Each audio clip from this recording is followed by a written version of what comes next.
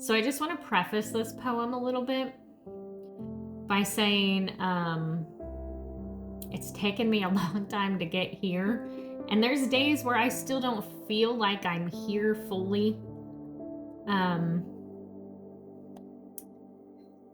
but this is kind of the trajectory that we're going. Okay? It was almost sweet, wasn't it? The way I kept making little shrines out of words, the way I gathered every soft thing you ever gave me and pressed it between pages like wildflowers from a season I was terrified would vanish. I wrote the way you looked at me when the world had fallen quiet. I wrote the way your hands found me, like they had known the road home long before either of us admitted it. I wrote the way you held me when I broke open, how you kissed the tears from my face as though grief itself had offended you. I wrote soulmate because you said it first. I wrote love madly, desperately, passionately because you placed those words in my trembling hands and told me they were true. And God help me, I believed you. I have been writing all this time, not because I wanted to stay wounded, but because I did not want to lose the beautiful parts to the ugliness that came after. I did not want betrayal to become the only language our story knew. I did not want to forget that once there was warmth, there was laughter, there was your mouth at my temple, and your arms around me, and a future spoken aloud like a prayer neither of us had any right to make. But memory is a cruel house. Every room has two doors.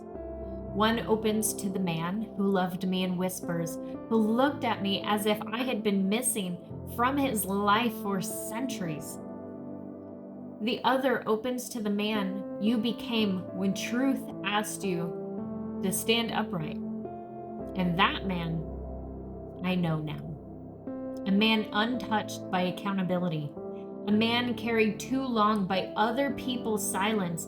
A man who learned that consequence was something for others to bleed under. You wanted honesty only when it still made you look noble. You wanted truth only when it could be shaped into something that served you. You wanted me. You wanted her. You wanted the door open on every side of your life so you never had to choose which room to stand in. You said you feared you would lose us both if truth came into the house. And look, truth came anyway. Mud on its boots, fire in its hands, and you lost everything you were trying so desperately to keep. Not because love failed, because you did. You almost became the man I believed in. Almost. You almost stepped forward, almost told the truth, because truth was holy. Not because I begged you to stop letting lies rot under the floorboards. You almost chose me with both hands. But when consequence put its weight on the room, you folded. You opened the door to my heart and called it destiny. You promised soulmates. You promised love with your whole mouth. Then the moment that love required a spine, you vanished into self-preservation and called it survival. And still, somewhere out there, you speak my name through other people's mouths, saying you still miss me, still saying you love me. You're still lonely, still watching the road without walking it. But I see it now. You are not waiting because you chose me. You are waiting for someone else to end the story so you do not have to be the man holding the knife. You want the ending without the blame. You want the wreckage without your fingerprints. You want to tell yourself you did not leave, did not break, did not abandon, did not ruin, but love does not become innocent because a coward refuses to name what he has done. You fell in love with another woman. You gave her words a wife should never have had to share. You gave me promises a single heart had every reason to believe. You made a home inside my hope, then tried to burn it down with me still in it. And that is the part I cannot write gently, no matter how I try. That is the part where the ink turns black and refuses to behave. My writing has turned so dark because you did not simply leave me. You tried to make me pay for your weakness. You tried to make my life the shield between your image and the truth. You tried to turn my grief into guilt, my love into evidence, my honesty into a weapon pointed back at my own chest. And I am a mother. Do you understand that? I'm sure you do. You've met her multiple times. Not just a woman with a broken heart, not just a poem you could misread when it suited you. A mother, a whole life, depending on mine. And still, you would have let the world come for me if it meant the mirror stayed turned away from you. You would rather the state raise my child than me.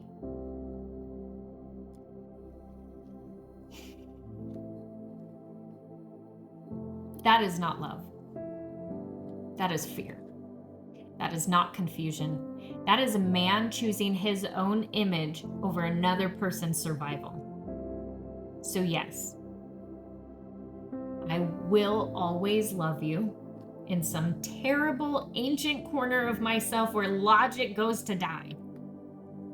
Yes, some part of me may always believe we are soulmates, but perhaps in another lifetime we get a better opportunity under another sky where you were brave enough to deserve the name. Because in this one, you had your chance.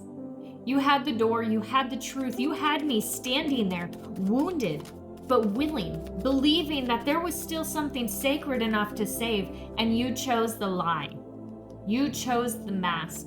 You chose to protect the version of yourself you wanted others to see, instead of becoming the man you swore you were. So I will keep the poems like a scrapbook. I will keep the soft memories where they belong, not as invitations, not as excuses, not as reasons to let you return with blood still warm on your hands. I will keep them because they are mine too. Because I was there, because I loved honestly, because I do not have to destroy the beautiful parts of me just because you used them poorly. But hear me clearly. You lost my trust. You lost my safety. You lost the reverence I once carried for your name. And maybe love will always remain somewhere, buried deep, breathing faintly beneath the ruins. Maybe someday you can do something with that. I don't know. But respect is dead.